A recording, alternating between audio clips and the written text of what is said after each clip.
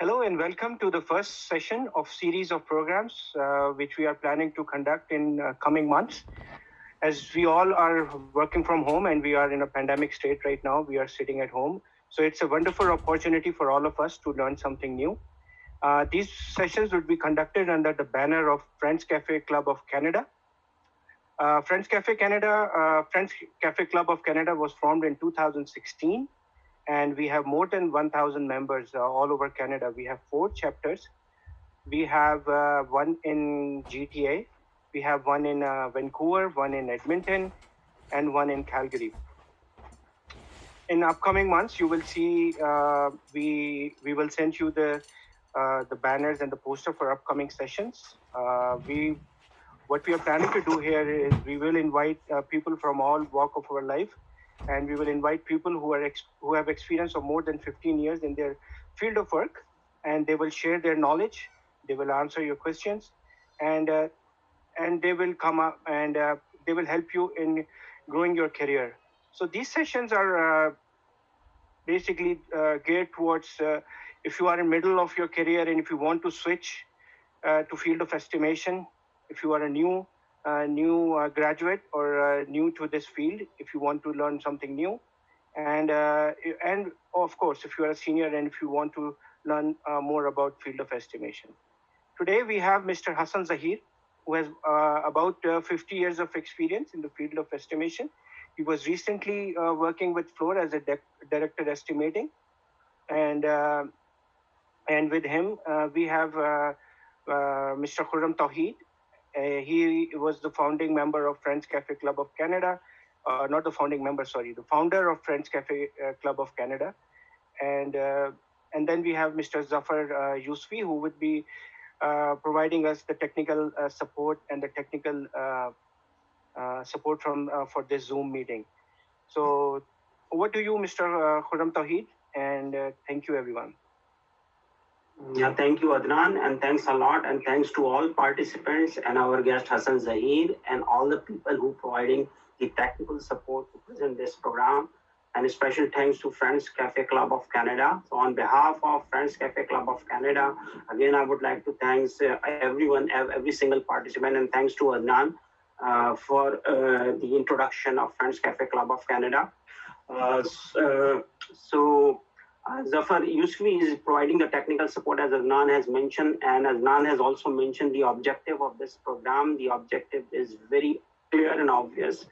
As you all know that we are currently under pandemic situation. Most of us are at home, and this is the right time where we can learn, and this is the right time for us to gain the knowledge and information and learn the opportunities that are basically available. And the idea was for this program to bring the subject matter experts who have like more than 15 or 20 years experience in that particular field, and they know in and out of that field. So there are a lot of carriers available. There are a lot of carriers we have, but unfortunately there is no any information available at one place. The idea here is that this, as Adnan has mentioned, that in this series of program, we will bring subject matter experts from different fields or from different carriers who has different from different industry backgrounds, and they will give us basically in and out. So what the pre-qualifications are for that carrier, what the requirements are, what the current market situation in terms of geography, where if you go to this particular carrier, what are the basically pros and cons, and we're going to discuss both things as well. And who are the best people, who are the best candidate who can choose this career. So choosing a career is something is a very, this can change entire your life, right? Because this is same as like, I would say the marriage, right? So same as like marriage, choosing a career is same thing as like, because you're going to stick with the career all of your entire life. So there are two places where you choose the career. One is basically when you graduated from the university, you are new, you come to the market. So the first thing first you're going to go is basically start choosing the career. The second time, and which probably most of us basically in the mid of your life sometimes because of the change, as I said that in this pandemic, a lot of things have been changed. People are starting thinking about changing of career in the mid of their life, right? in mid of 30s or mid of 40s. Can we do that? Is it something okay? Is it something not okay? This is something, it's not easy to get the answers. I mean, choosing a career, whether you are a new graduate or you are in the mid of your career, it's not an easy thing. So purpose of this program basically to provide a knowledge upfront so that it's easy for you to choose the career, right career. So we will discuss with the subject matter experts. We will take their opinion, what this career is all about, what are the prerequisites for this career, coming to this career, what are the education requirements, what are the certification requirements. So all such things we're going to discuss in this series of programs. So this is our first program. So once again, without going into detail, I'm going to thanks to Hassan Zahid, and Adnan has already mentioned, and you have also seen the promo video from us, like Hassan Zahid promo video. He has experienced engineer, and we are lucky. It's a pleasure for us to being with Hassan Zahir here today. Thank you, Hassan Zahir. And I would just over to you. Just if you can tell all of us about you, who you are, what you have done, and we're gonna start this program. Okay. Thanks, Hassan. Assalamu alaikum. Basically, as Khurram Sahab mentioned, that I should give a very brief intro about myself. I'm an ED graduate from class of 1968 in civil, and then went to do my master's at New York University at 1975. And essentially, I've worked in Pakistan, in Middle East, Europe, America, in Canada, in different fields. I mean, starting as construction engineer, project engineer, design engineer. I mean, it was kind of different positions, different projects. Worked in project management, construction management, but then I settled in project controls and estimating. And that is where I bring my experience to the table today. Share with you some of my observations and try to help you sort of see if estimating will be a possible career choice for you. So with that brief introduction, I'll delve into the slides. I've kept about 15 minutes, and what I'll suggest is that Khurram Sahib at 12 minutes, give me a heads up that I've got only 3 minutes left, and I'll wrap up. Just for the audience information, that the purpose is basically for this presentation is just to give you the flavor what this program is all about and what are the ins and outs of this program. This is 10 to 12, 15 minutes, 12 minutes presentation. And then we will have a questions and answer session. Certainly, I'm going to ask first few questions, and then we're going to take all of you. It's going to be an interactive session. So if you have any questions, you can post your questions, and Adnan will gather your questions, and we will ask at the end of this session. 15 to 20 minutes, that will be an interactive session. We will take all of you on board. And whoever would like to ask questions in person, he can raise questions. We can take you here, or otherwise you can write your questions in the text board. So, but before we, as what we have mentioned, that the purpose of this presentation, this is not the course, this is not the seminar, this is an interactive session. But the idea is basically to give you a flavor what this interview is all about, what this field is all about. So over to you, Hassan Zahid. Yes, and Adnan will help us to switch the slides. Yeah, just to add one more point before you start, Hassan. We have muted everyone, so I would request everyone to do not interrupt during our presentation. And if you have any question, just type it in the message box. And if you can, just raise your hand, and then we will unmute you, and you can ask the question at the end of the presentation. Thank you. Can you please move to page 2, Adnan? Yep. Now, basically what this presentation will address that estimating discipline as a career choice. And very briefly, estimating is pretty flexible as compared to some of the other engineering disciplines, because in other engineering disciplines, you have to sort of go through a graduate program or a diploma program for designers to get to a mechanical engineer or a civil engineer. But estimating, you can be from any discipline. You can be a field engineer. And I've seen accountants, I've seen Bachelor of Science degree holders, Bachelor of Arts degree holders, IT, they have made the effort and they were excellent estimators, and some of them rose pretty high. So what I'm saying is that it's a very flexible discipline. All you have to do is have the knowledge and the skills and the competence to show your strengths to be a good estimating engineer. And we'll talk about these things later on.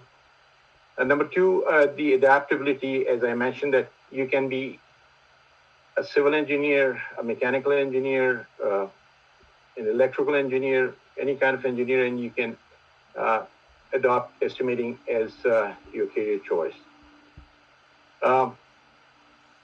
Number three, the types of estimate and accuracy. I'll address that later on, but you can go to the American Association of Cost Engineering International website, and you can learn everything about these types of estimates and the types of deliverables. Number five, in the discipline estimating, with your discipline background, you bring so much knowledge that all you have to do is learn about pricing it and laboring it and compiling the estimate. So all I'm saying is don't hesitate if you want to adopt this as a career. Then we'll briefly touch on the estimating competencies, estimating gap analysis, skills and knowledge according to the Construction Industry Institute, and you can also access that on the website. Next page, please. Dan, next page, please. Yeah. Basically, you can read these sheets later on, but what I want to emphasize is that the capital projects could be anywhere from 50 million to 25 billion and over. And some of the, on the operation side, some of the projects could be smaller, but I wouldn't call that capital cost, although people may treat that way. And I'll just address the execution and scope, because that is the most important thing. You have to get a handle on execution and scope. And that is where learning about the discipline that you're estimating will be a big help. Now, I won't go through this custom built house as an example. For the new engineers going through it, it will give them a flavor of basically what I'm talking about from inception to completion. Next slide, please. Basically, what's a capital estimate? It's an evaluation of all the elements at a given point in time. And it is based on an agreed scope and an agreed execution plan at a given point in time. This is very important. If you don't understand that, then your estimate will not be an accurate estimate. The significance is that if the estimate is low, then the contractor gets blown out of water. And if the estimate is high, then the owner gets pissed at you, and the contractor will not be able to get the job. And again, just to give you a flavor, and moving on to number 5. The next slide, please.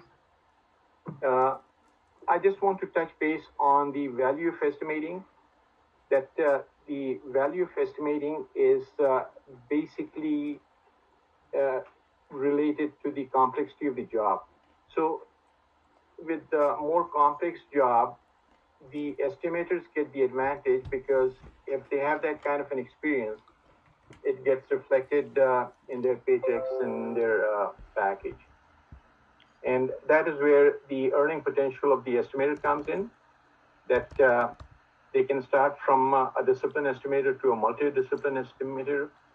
They can become a lead estimator, or even going up to the executive positions in the company. So what I'm trying to say is, people have a misconception about estimators, that all they do is 2 + 2 = 4. Please, it's a professional job just like any other engineer, whether it's civil, mechanical, electrical. So that is the thing, that if you're considering estimating, it is a professional job and it is a complex job. And you learn it anyway with the years. Next slide, please. Now, I've talked about these different types of estimate, and I will not go into the details except to say that the conceptual estimates are essentially very early on, and the techniques used are capacity factored and then the equipment factored in the detail estimate. So I've just listed them for you to sort of have a peek, and later on we can talk about in detail, or if you have any questions. Next slide, please. This is a snapshot from the AACI table, and from class 5 to class 1. These are the different estimates which are done, and there is a description of engineering deliverables. And as you can see that as you move to the right, the completion of the documents and the drawings becomes complete, leading to a lot better estimate later on. But again, it's not the scope, it's just to give you a flavor. Next slide, please. Over here, I just want to basically talk about a couple of things that, again, the class of estimate, you can see 5, 4, 3, 2, 1, but the expected accuracy range, that is very important as far as the estimates are concerned. The accuracy range is established after contingency is added to the estimate, target estimate number. And as you can see that the percentages for the on the low side is -20 to -50 in class 5. On the high side is +30 to 100%. So with the different classes of estimate, it forms a funnel that when it comes to class 1, it is a very narrow band. The next column is the level of project definition, which is what we call the effort. And it's basically a function of total engineering progress, that the class 5 estimate could be done with no engineering, and as you progress, your engineering completion must be significantly advanced. Next slide, please. And here I'll talk about the two groups of cost. Direct cost, it's all the disciplines, earthwork, concrete, structural steel. All of you would be familiar with this breakout. And then the other costs are the home office, construction, indirects, and transportation. Now, one thing I want to mention is that as far as the discipline estimators are concerned, they will be doing the direct cost. So a civil estimator could be doing the earthwork, concrete, and structural steel. The mechanical estimate could be done by the mechanical engineer, because these guys know the specifications, they know the drawings, they know how to do the takeoffs. All they have to learn is doing the pricing, and I'll address that a little later. But as you can see that any of these disciplines, if you're a graduate in any of the disciplines, there's a slot for you as a discipline estimator in estimating. And the other costs basically will be learned as you get into the job. Next slide, please. Next slide. Yeah, thanks. And as you can see that in estimating, there are three very distinct categories. The first one is the quantities. You have to do the material takeoffs. The second is pricing it, the materials. And the third group is doing the labor. And again, the labor is basically putting the man hours to the quantities that you have done and applying the wage rates to come to a dollar figure for labor. And then later on, other things will be added on. Just to give you flavors that what is involved in estimating. Now, if we go to the next slide, please. Now, here I'm talking about basically the career choices. The first two groups over here, you don't have to worry. If we move to the next one, please. this is where, as an estimator, you have to sort of see about the gaps, so that in the personal related gaps, you have the soft skills and the hard skills, and the personal attributes. And this is where you have to focus when you're trying to make a switch to estimating, that are you good at these things, apart from being a disciplined engineer. Next slide, please. Now, this is the estimating competencies, skills, knowledge, and personal attributes. And I'll recommend very strongly to sort of go through each of these and do a self-evaluation, that are you good at these things, or are you interested in these things? The point of all this, bringing up all these things, is that you have to do an evaluation that whether you enjoy doing these things. Because if you are trying to adopt estimating as a career, you have to enjoy working with the numbers. You have to enjoy working with some of the concepts. And estimating is hard work, because when the deadline comes in, then you may have to work 16 hours, 20 hours a day. And that could be for about 3 to 4 weeks to pull the estimate together. So those are the things that you'll have to deal with. Now, these estimating competencies, competencies are on the next page as well. If we move to the next page, please.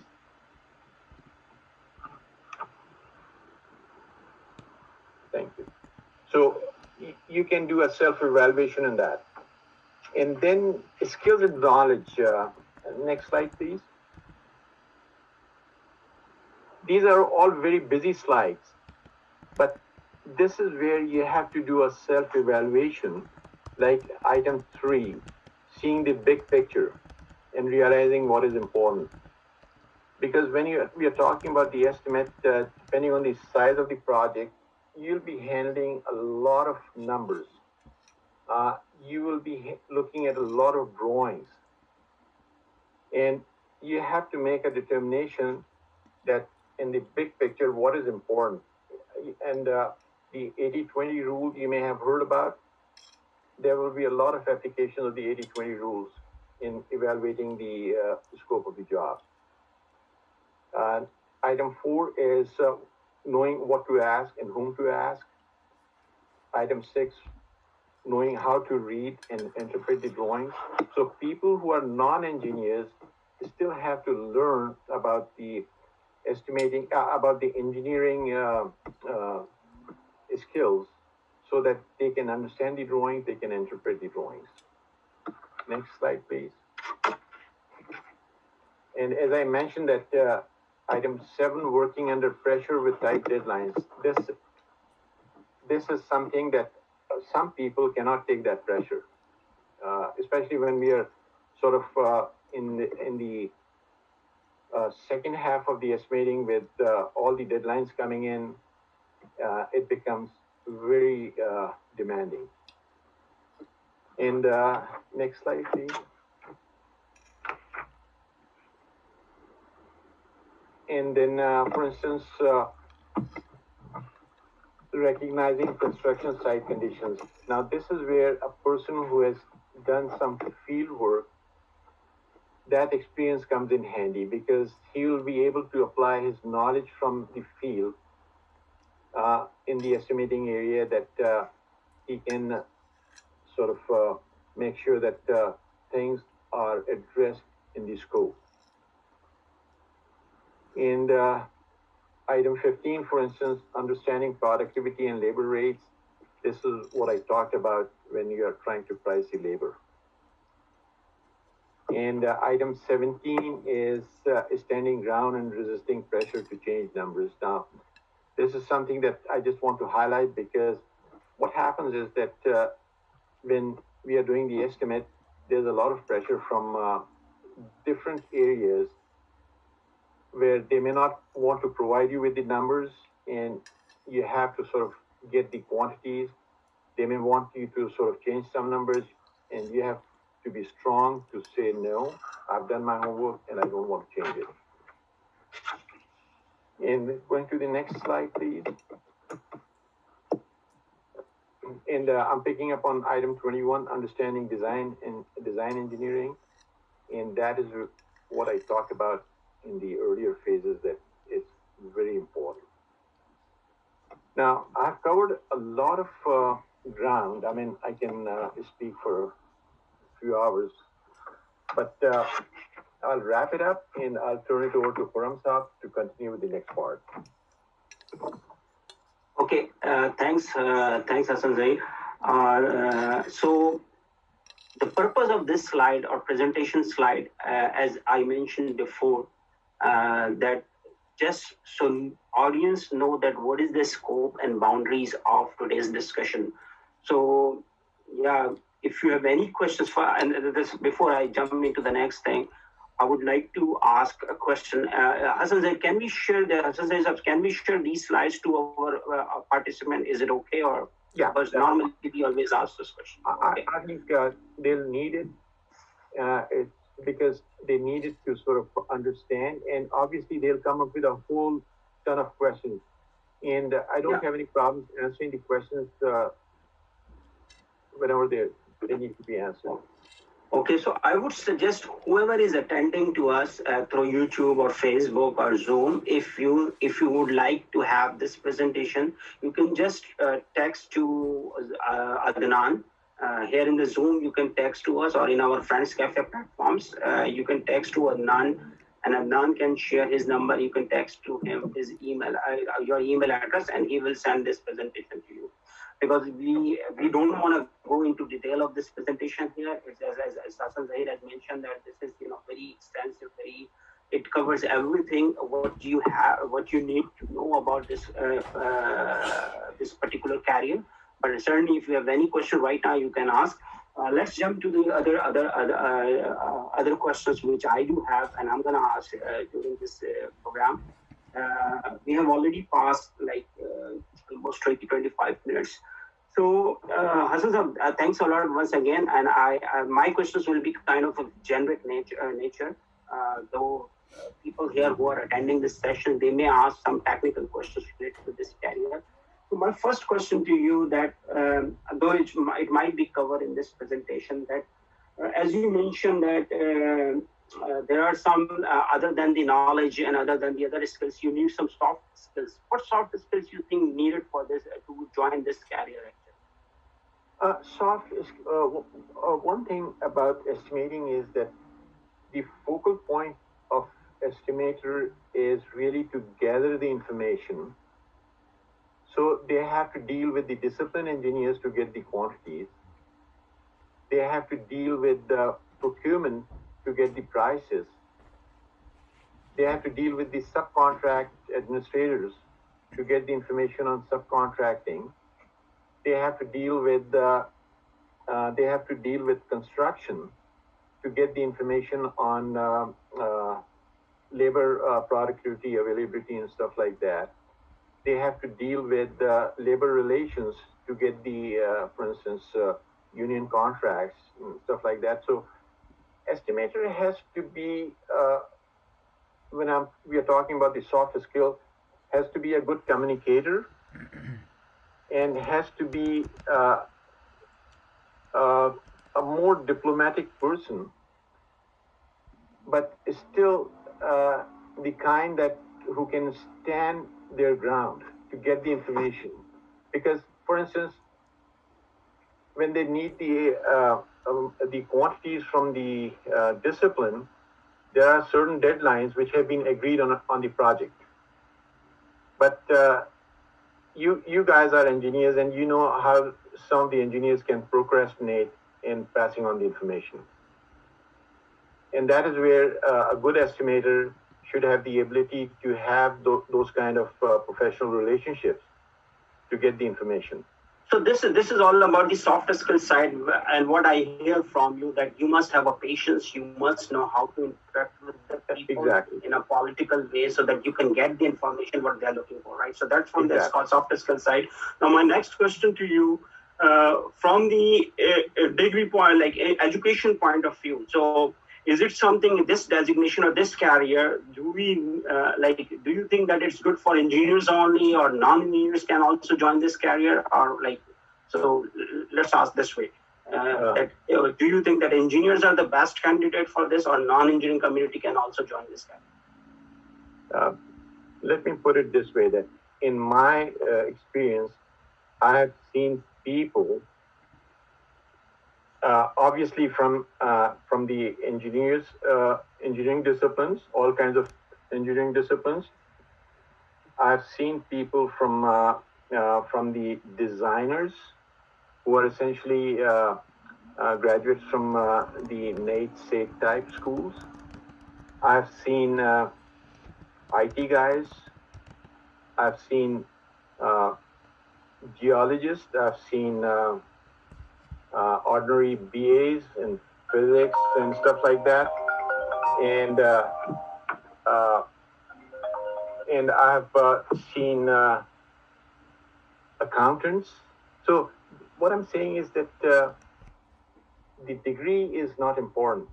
It's once you get in there, you have to learn and apply the principles that you learn from estimating, and you can excel and you can become a good estimator. So to me, like if I am the new graduate, it doesn't matter whether I'm an engineer or I'm an accountant. To me, like if I prefer to go, or I choose this field, so beside, as now it is clear to me that this is not specific to the engineering discipline, even non-engineering discipline, and even as you mentioned that if you are bachelor of BA or BCom, whatever you have, you can join. So that from degree point of view, now I do understand. From knowledge point of view, so if do you think that, and I saw one of the questions here as well. So if I am the new graduate, I'm talking about from new graduate point of view, that if I'm the new graduate and if I would like to join and I'm an engineer, for example, so during hiring process, what skill set they think that a person should have and they're going to hire that person? Like if you are taking an interview and I'm the new graduate, what skill set you're going to see on that candidate that I would certainly hire this candidate? I think the key point is that when the interview for hiring is done, and depending on the requirements, for instance, if each company has to hire, I mean, I'm not talking about the current situation, but under the normal situations, that each company had to hire a certain number of young graduates. And the interview process, part of that is on the technical side, and part of that is on the personal side, that how the individual comes across. So a person, for instance, having who is a non-engineering degree holder can come across as a person that the company may want to hire because he shows the potential that he could be a very good worker.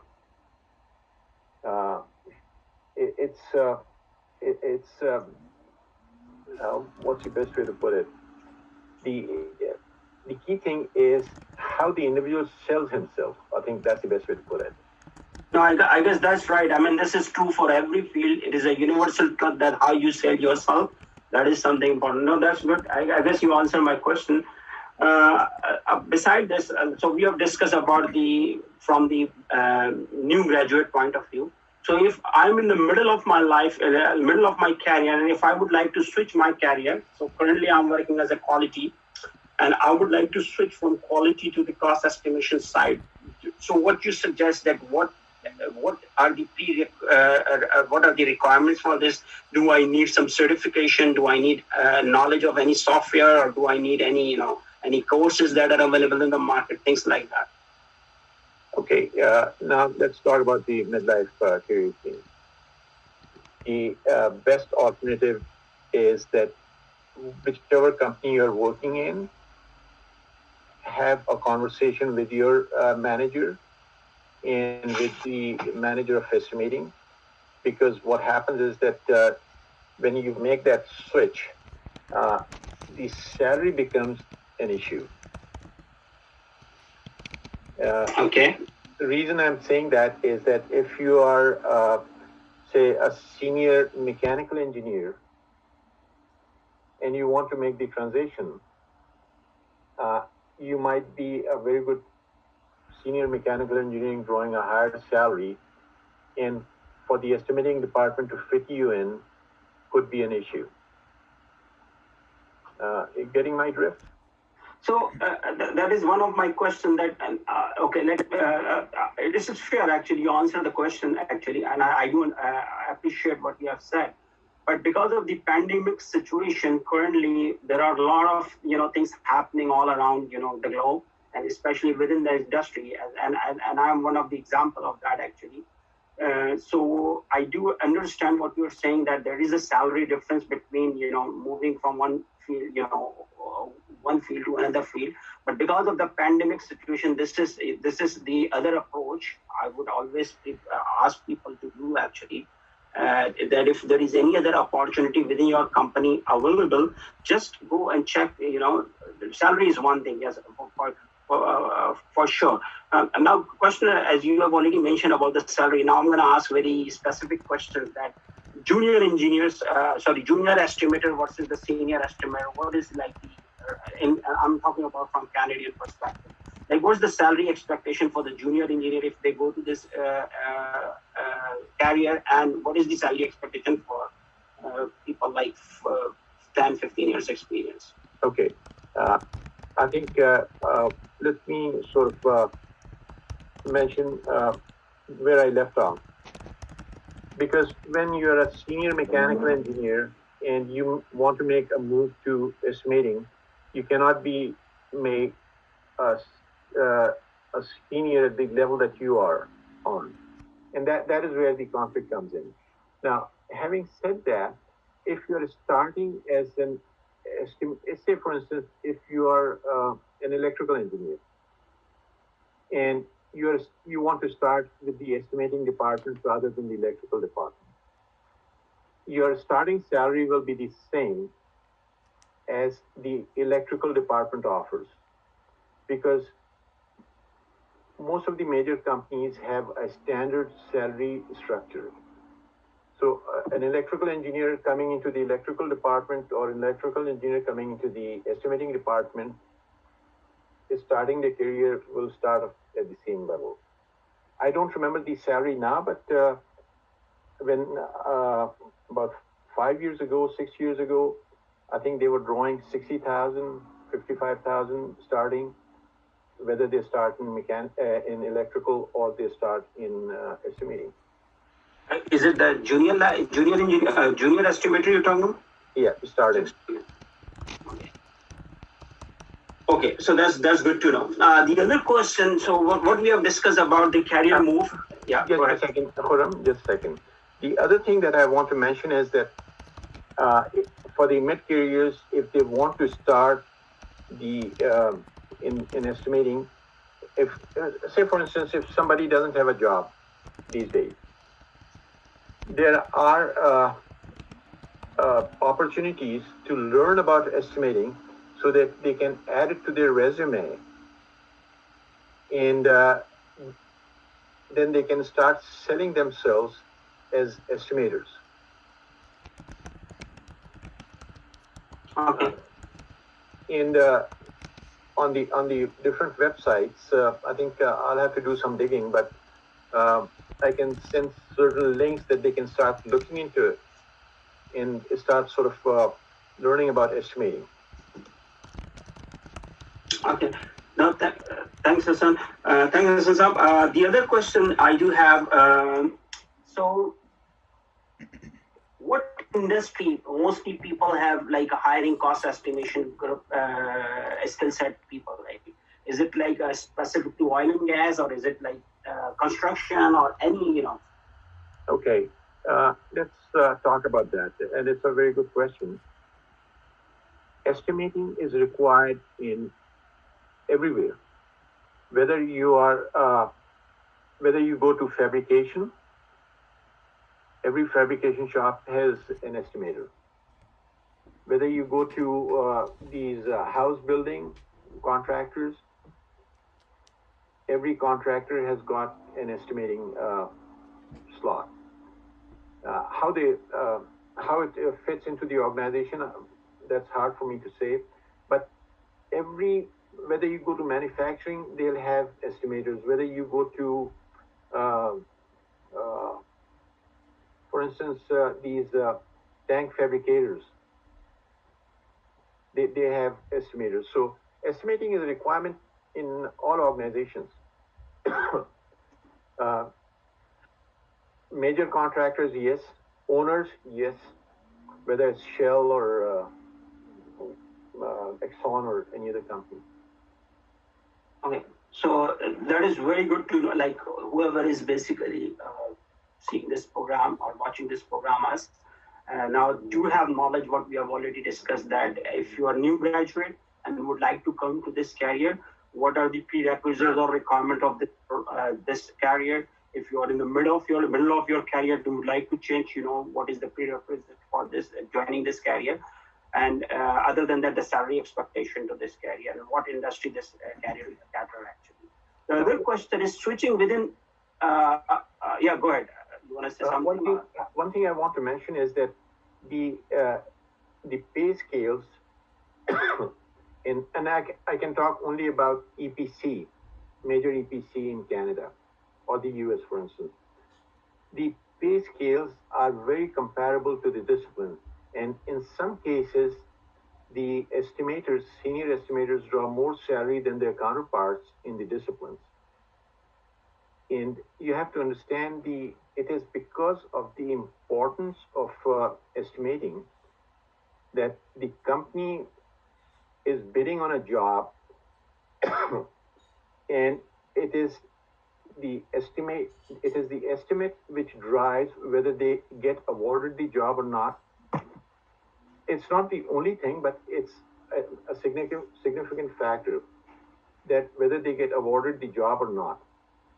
And that is why in each company you'll see that the estimating is given much more significance. Not that the other disciplines, excuse me, not that the other disciplines don't, but the other disciplines are more on the technical side, whereas estimating is supporting the commercial aspects of any company's financial well-being. So the estimator salaries are pretty good, I would say. So, as you have mentioned that there is a requirement in every industry. So to me, like this career, if one choose this career, so he has a big platform available. All industries are basically looking for the estimators or cost estimators. So that's something good. Now the other side of this is basically that you must have knowledge of all the other industries. Otherwise, how are you going to switch? Like, so if you are working, for example, oil and gas industry, and you want to switch from as an estimator, but if you want to switch from oil and gas industry to some other industry, for example, construction industry, do you think that is it easy? First of all, is it easy to switch within the industry to industry within keeping the same career? I think the key thing is that if you are in EPC, for instance, then there's no problem working for the owner, working for an EPC company, or working for a construction contractor, because essentially you'll be dealing with the same concepts, you'll be dealing with the same kind of materials, you'll be dealing with the same kind of labor, with the labor pricing. So, as I mentioned, that within EPC, within the oil industry, the the owner, the EPC and construction is covered. But for instance, if you're talking about a pipeline contractor, then pipeline contractor, you have to acquire the skill set, which is required of a pipeline estimator.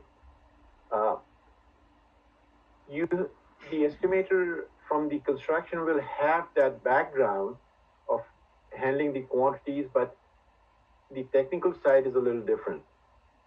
That how the pipelines get executed as opposed to the refinery getting executed. So those are the nuances that they have to be aware of. Now, if that estimator wants to go to fabrication, again, some of the concepts will be the same, but then fabrication is a different industry and they'll have to learn about fabrication. I don't know if I'm answering your question, Khurram. No, you answered the question actually. That's what I was looking for. The other questions, which is very relevant question, and probably most of the people who are watching us, they're gonna ask this question. This is about if there is any other short courses or programs available in Canada, in Alberta, or in Ontario, or in BC, where people can go and get some know-how and information of this career. Like, is it something in your knowledge? Is any industry or any university offering these programs? I think State and NATE do offer some programs. UFC at one time was offering some courses, but I don't know if they're still maintaining that or not. And the other thing is that on the website, if they search, they'll find quite a bit of information about different programs concerning estimating. They charge sort of a little, I would say, expensive fees, but there are options. So I would say, I would say dig into that. Actually, if you are planning to move to this career, just check, Google it, and then find that what are the basically. But as you mentioned, that say in Alberta, like SAID and NATE, they are offering some short courses on this program.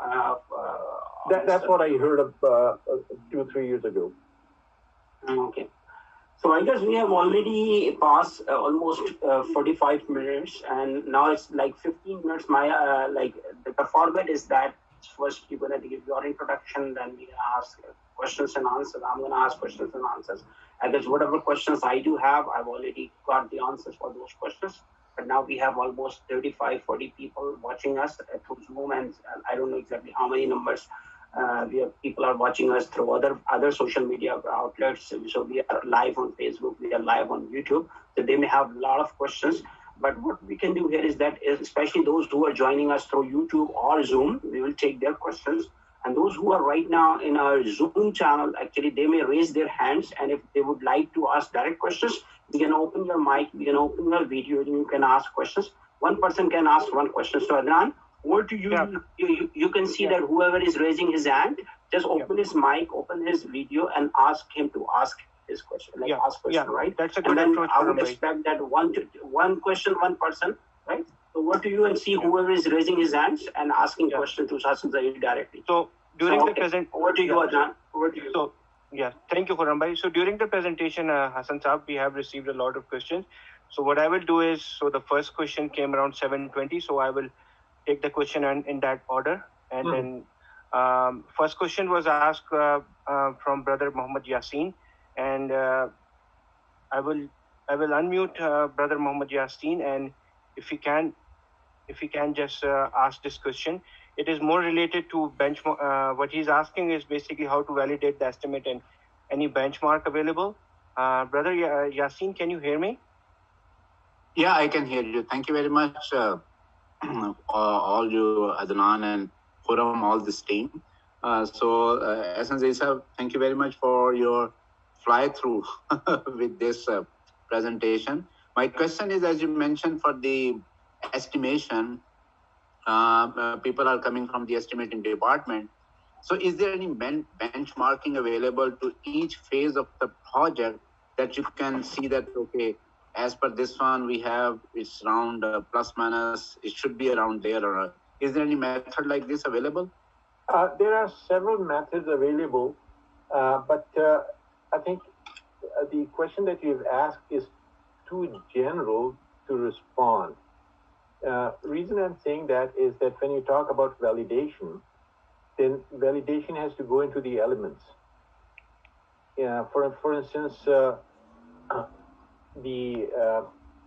either you do it by the prime accounts like civil, concrete, mechanical, piping, and all that, or you do it if it's, for instance, a refinery. Then you can do a check on dollars per barrel. That what's it cost and compare it with.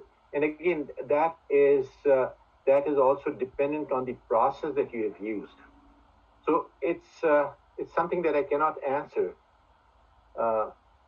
very quickly because the question is very general, very very vague in the scope. So we have to sort of come down to some specifics before a meaningful answer can be given. But yes, the validation process is there. Each company has their own databases that they check the numbers against. And that is a function of the experience that they have got over the years executing the projects. And I would add something on this one. Actually, every project is different from other project. That is something we need to be, even if it is a, same as like replica of the previous project, this is a different. So it always, depends, right? Yes, there is a data always available, even in, we work together at Floor, we know about that there is a data available, but again, every project is different. So, yeah. But, Khurram sir, just let me respond one more item, that each company has got their database, and when the estimate is compiled, it has to be tested against the database because the management asks questions to make sure exactly the same question that we have, how you have validated the estimate. Yeah. Adnan, one thing I know you have already collected the question, but in case if somebody would like to ask question directly and raising hand, you can take their question as well and open their video. Open so, Khurram bhai, so we have a number of questions, and what I'm doing is from the first question asked, and I'm just going down the list. So Yasin Saab was the first one to ask. So now the second one is. Sorry, Yasin, I'm not sure if I've been able to satisfy you. Yasin, brother Yasin, is your question answered correctly, or do you need more info? I guess he's on mute, so let's move on. Okay. Brother Amir, are you online right now? You have asked like which software I use for estimating purposes. Brother Amir, you are on the mute right now. If you can unmute yourself, and if you can ask this. Okay, we can move on to the next one. And so maybe I will repeat his question: that what software is needed? So is Hassan Zaid can answer this one. Yeah. Is there any specific software for this one? There are a number of software which are used by different industries. Fabrication would have their software, house building will have their software. In EPC, in oil and gas and heavy industrial projects, they have several software. Now, the software are unique to each company, and it basically depending on what they have been using. So, I'll give you an example that I'm forgetting the name. So, excuse me for a senior moment. But one thing actually I want to ask, in addition to that, like I have seen like these days, like especially if you're going to bring a construction guy and he's doing estimate, they're using apps as well. So besides the software now, especially in construction industry, I've seen a lot of apps are coming. People are using apps as well to do the estimate cost, Is it something, basically, I don't know about the other industries other than construction industry, oil and gas. Is there any apps are also coming, or you're not aware of it, or I don't know? So basically, most of these companies, they have their software, which is developed in-house. For instance, Bantrol and Bechtel, I think, use their in-house software. Floor uses their own software. And sometimes it's basically the database which is used, and they have designed their software around the databases because the databases can be merged much easily. So think about a funnel where one pocket contains all the labor information, the other one contains all the pricing information, and the third contains all the material quantities information.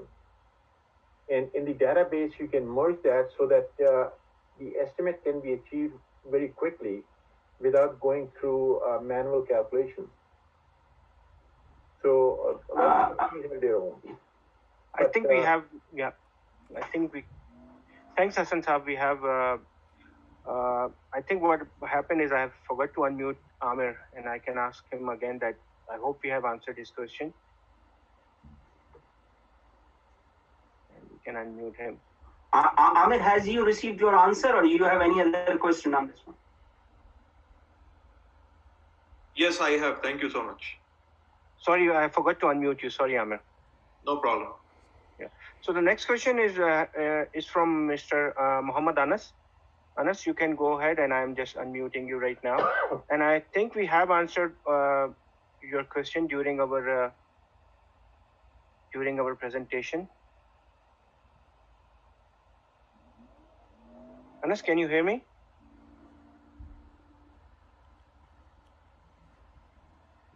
Okay. Bear with me for a second. Sorry about that. Can you hear me, guys? Yeah, I can hear you, Anas. We can hear you. Assalamu alaikum, and thank you so much. Such a nice session you guys have running. So really good, and the presentation was also good. So yeah, most of my question has been answered, and I'm pretty good with them. One last question was about this estimator. In my mind, I was thinking, is that a career job, or is the job that an estimator join and then he becomes a senior estimator, and then till his tenure in the company, he just be an estimator, or there is a growth option for him for an estimator, like he could be a department head. I know Sir Hassan has been the profile has been the director for the estimation. I've seen that. So in general, is that the normal, or there's some growth? Again, the key thing that you have to understand is that in any organization, the growth is like a pyramid. So people start at the bottom, and then as they get senior, the real estate gets at a premium. So it's a function of your competence and a function of your performance that you grow up. Now, in organizations, major organizations, the estimator can go as high as the vice president. And when I'm saying the vice president, obviously he becomes estimating VP for a global organization. So answer to your question is there is growth, but the growth is related to your performance, not number of years in a company. I guess what Anas is asking, that is it something else? I guess Anas, your question is that is it like this career is same like as other careers? What I hear from you, you want to know that is it this career is something is by choice, or you enter the company, enter into the discipline, and then eventually you can you find that there is a room to enter to this discipline, or you can make this as a career, right, for your whole life, right? That's what your question is, that right? Basically, most of the estimators are there for life. Okay. We are talking about, for instance, a civil engineer. I mean, a civil engineer can become a senior engineer, a principal engineer, maybe a supervisor, and up to the department head. Now, you have to understand that the growth in the company is a function of the individual. So a person may be a civil engineer, for instance, but if the company sees potential, let me give you an example that when new graduates come into a company, the company gives them assignments, and within 2 years, they tag the new graduates who have the potential that how far they can rise, whether they can rise up to the department manager, or they can become the vice president, or they have the potential to be the president of the company. And then they are given stretch assignments to see how they perform. And if they keep performing, they keep moving up and up. So it's something which is strictly up to the individual. Okay. Thanks, Hassan Saab, again for your detailed answer. Next question is from Brother Rehan. He asked this question through YouTube, so let me ask on his behalf. So he's asking that, is there any discipline called Estimator? And he's saying that I saw usually discipline engineer estimate their total discipline cost themselves. So do you... Okay. I'm not an... Yeah. So I hope you have understood it, because I'm not an engineer. So no, what he's saying is right, that sometimes these small estimates could be done by the engineer. Mm-hmm. But when you're talking of capital estimates, the engineer is supposed to focus on doing the engineering. The estimator gets that information and pulls it together in the company format as an estimate. So I think we are talking two different things. If an engineer is doing his estimate, then it's a totally different ballgame. These are small estimates that he might be doing, for instance, installing a compressor or something. But when it comes to capital cost estimate, you need an estimating department for that. Okay. I hope we have answered your question, Brother Rehan. Our next question is from Ruchir Patel. I think it's more for Brother Khurram. He's looking for our LinkedIn page. Do we have a LinkedIn page, Khurram, Brother Khurram? No, we do not have a LinkedIn page, but we have our presence in other social media outlets. Soon you're gonna see our LinkedIn page as well. We do have our pages on our groups on Facebook media, and we do also have our pages in other Snapchat. We do have our pages in our YouTube channel. This is our first program, and this is for the very first time. We all are going live, actually, first time ever in our life. So thanks to Zafar and thanks to all other staff and Zafar and all other people who did this all in the background. Yeah, so soon we have this available. We will share in all our Friends Cafe WhatsApp groups. Okay. I think we have answered this question from Brother Ahmed Sayyed. He's asking, where does the estimator stand in the project team's hierarchy? So I think the previous question was around that. Again, the Brother Khan, I can unmute him, and he's asking the same thing, like, what are the progression levels in estimating? Is there a possibility of attending a graduate school after having gained X amount of experience in the estimation? Basically, the hierarchy, that there are two things that I'll mention. One is every company has got their labor grades, and they go from labor grade, for instance, 16, 17, 18 onwards. The other one is starting off as a junior estimator, then you become a discipline estimator.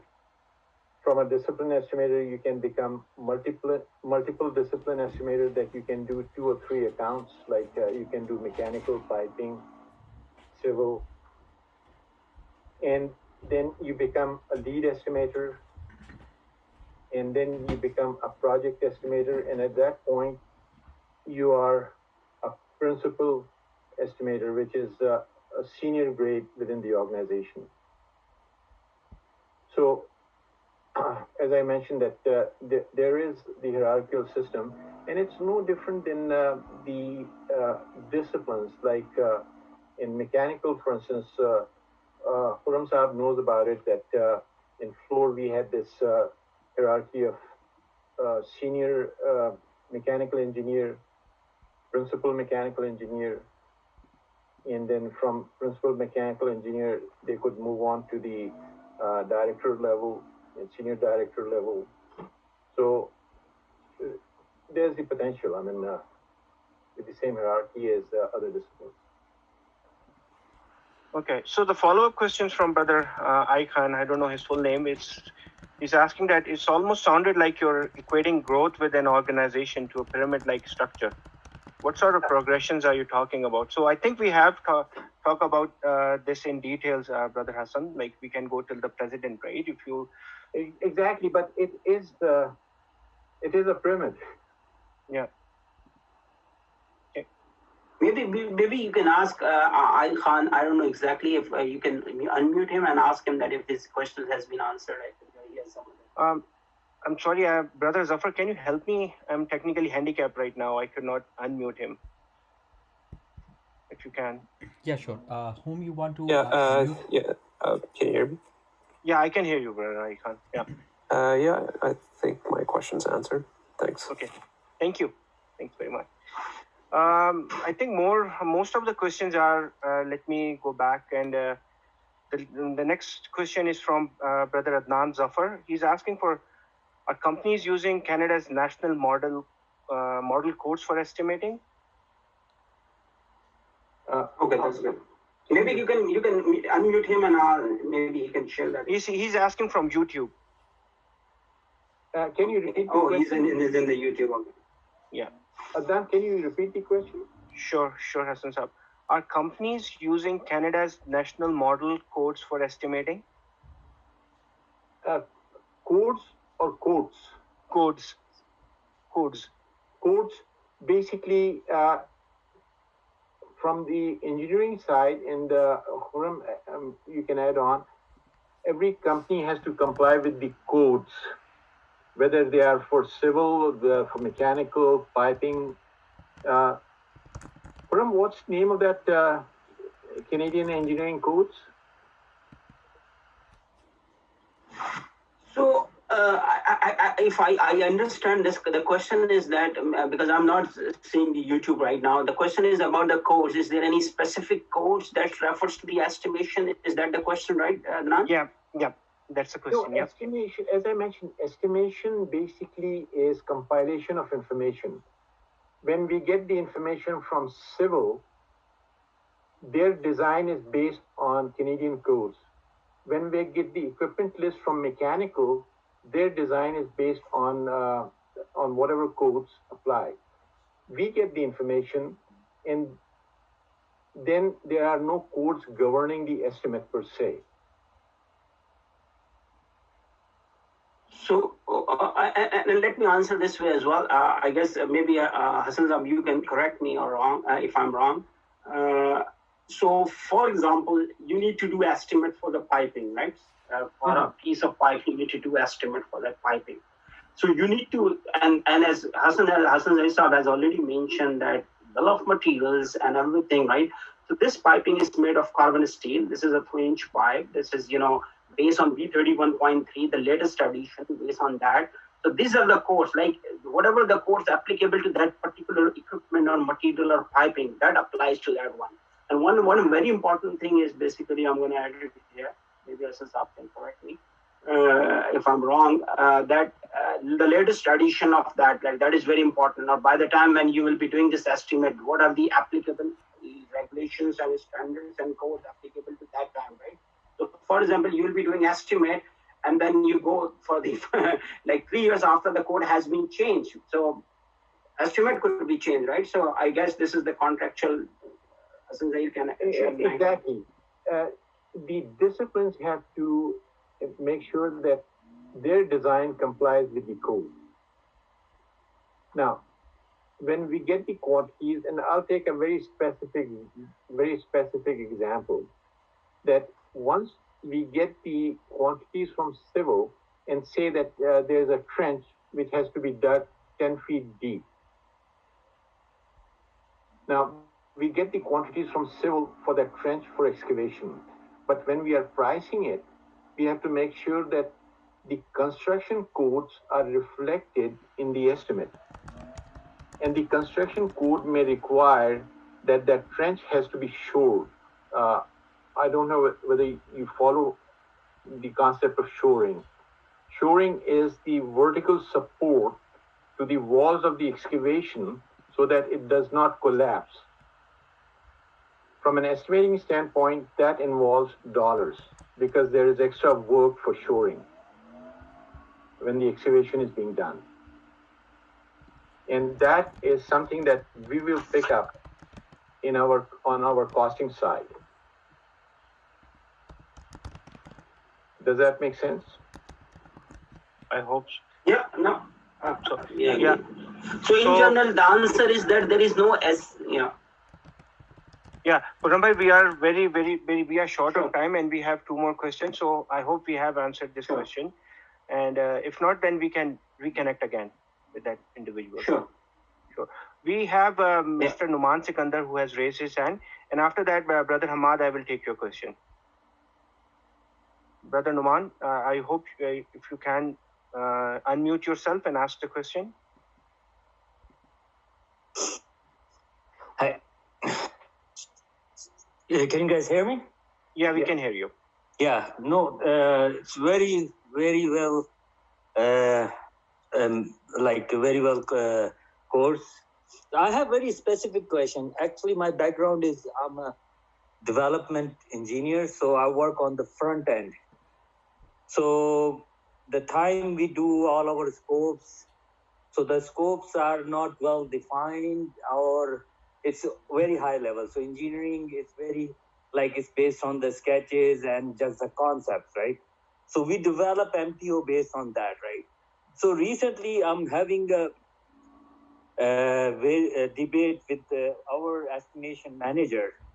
So up till now, up till last year, we were considering some allowances and plus some contingency, right? So let's say if you are very early stage in your project, so you do we used to consider 40% contingency and some allowances for the MTOs.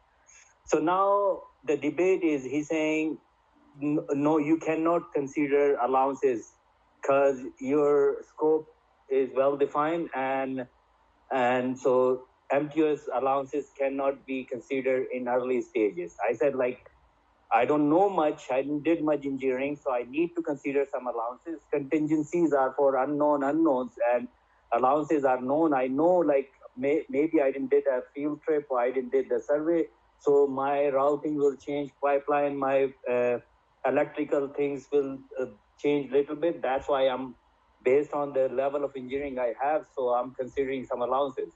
So I'm having that debate. Sometimes they allowed me to allow have some allowances, and sometimes they say no. So I just want to have understanding on the allowances on the early stages. On the feed on detail level, yes, you do have a lot of information, and you do consider if you don't have your geotech information, you don't have your some information, so you take some allowances based on that. But for front-end engineering, so what's your thought on those allowances? Now, on the allowances, first of all, let me ask you a question that we are talking about pipelines. Oh, pipeline, electrical, anything. Okay. Reason I'm saying that in one of the slides, I mentioned that what is the degree of completion. If you are, say, for instance, 40% engineered, then you have you must have some sketches to quantify your work, right? It's just aerial photos, some sketches, some not even a measurements. It's based on just old drawings or some. So it's just sketches, right? Or sometimes just hand-drawn sketches. Okay.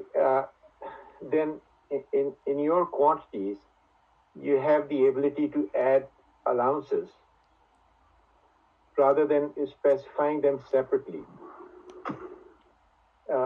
Let me give you an example. That you did an aerial survey and you have a photograph and you put the coordinates to it and you say that this picture gives me 2 kilometers, for instance.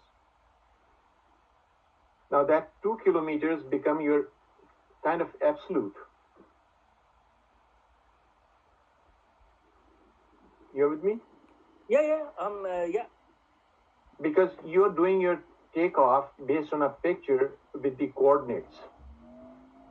And if that gives you 2 kilometers, you'll be hard pressed to say that I need 2.5 kilometers of pipe. So yeah, that's the problem. Is that's he's saying, okay, you done the work for the level of this stage, and now if you are asking me so he doesn't allow me to add any allowances. He's saying contingency will cover that, and I'm with debate on this idea. Contingency is for unknowns, which I don't know anything about it. I totally agree with you. But the key thing is what techniques we have used to develop the basic quantities. If you have used the drawings, for instance, then the question becomes that with the development of drawings, additional quantities will come in, and that is where the allowance is needed. So you are in the same agreement, but I think I'm on, like, I need to add allowances on the early stages when you don't have exact surveys done and exact measurements done. At that stage, if you have got the sketches, and that is my point, that if you have the photographs and you have the sketches, then in the sketches you can show the two ends, and the point is that if the routing is established, then it will be hard to say that I need 2.5 kilometers, whereas your sketch is only for 2 kilometers. Okay. So that's my point. But if you are making drawings like in the refineries, we have lots of ups and downs in the pipe, because the pipe goes on the pipe rack and then it comes down, then it goes up on a vessel, goes to the exchanger. That is where when we are doing the engineering drawings, they may not show the total scope, and that is where we need the allowances, because we know that more quantities will be required as the design gets completed 100%. So what he is calling, he's saying, Brother Numan, we are already 15 minutes over. So what I will do is we can share email address to Brother Hassan Zahid with you, and then he can answer it. No problem. Sorry. Yeah, sorry about that. Muhammad Hamad, Brother Zafar, can you unmute him? And he wants to ask something. Sure. Yeah, here I would suggest that 1 minute questions and 2 to 3 minutes answers, so that we can take all other questions. And if anybody has any questions, what we can do here is that you can connect to Adnan after this program, and then Adnan will post this question to Hassan Zahir, and he will answer, and he will get back to you on this one offline, actually. Yeah. Good evening, Hassan Zahir. First of all, good to great presentation. I think this is one of the most concise presentations I have recently heard. So my specific question is that I'm actually doing planning and estimating PMO consulting. Zafar, can you unmute Hamad, please? Hamad is asking, Khurram, he's talking right now. I'm talking right now, actually. Oh, I cannot hear you. I don't know. Oh, okay. My specific question is that I'm using multiple software. For instance, with one of the petrochemical companies in States, I'm using Innate, which is X hard dollar estimating software, and for another company which is California based, I'm using Aspen implant cost estimator software because the clients are using it. So we are trying to use as the client suggests. Okay. So in your expert opinion, do you have any better cost estimating or database?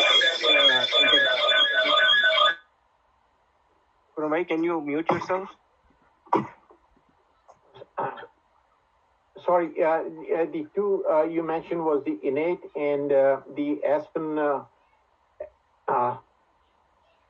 Yeah, the Aspen cost estimator, which is called, the new name is Aspen Implant Cost Estimator. So I'm using two of them actually. It used to be called CCE, Construction Cost Estimator, I think. Yeah, previously. Yeah. Now, this is, the Aspen is a detailed estimating software. Right. And I don't know anything about Innate, so I will not make any comment. But right. This implant Aspen, I can comment because we have used it. You have to be very informed about the software because this is a very demanding software. Right. You have to put in a lot of specs for each discipline, and you have to be aware of all the switches in the estimating tool. Otherwise, it may give you some misleading quantities. The other thing is, and again, I'm going back about 7-8 years before that I worked with it indirectly. The second thing is the pricing, that the pricing has to be indexed. And you have to be very careful how you're indexing that pricing. Because the pricing is indexed at a much higher level, not at the line level. And the same thing about the wage rates. So it's a good program. It's a good program. Only you have to be very careful about how you're using it. Right. No, thank you. I think my question is answered. I've been using this Aspen Intech, which has changed a bit of names for the last 15 years since AdNoc days and now. So I think it's I'll stick to that. I mean, so is that address your question? Can you hear us? Yeah. Yes. So I have. Okay. So Adnan, do you have any other questions? Because we have already passed like 1 hour 23 minutes. This was the last question. Thank you, Brother Hamad, for I hope your question has been answered. And we already passed like 20 minutes, so sorry to cut you off here. Sorry about that. And thank you everyone for attending this session. And at the last, I would like to say that we have created our YouTube channel. And I would request everyone to please subscribe that channel, click on that famous bell icon so that, the famous bell icon underneath, and subscribe and so that you can keep updated about our sessions and everything. So thank you, Hassan Saab. Thank you, Khurram Saab. Thank you, Khurram. Thank you all. And Khurram, Brother Khurram, if you have any closing remarks. So I would say one thing, thanks Adnan, and because we have already spent a lot of time here, the thanks from my side on my end as well. Thanks to everyone, every single participant, guest, you, Hassan Zahid Saab, Zafar Yusufi. And in last, I would just conclude that this is a code. I got it as a very good code, and we will end our program with such a good course, right? So this is a very good code. I'm just reading. Choose a job you love, and you will never have to work a day in your life. So this is something very important.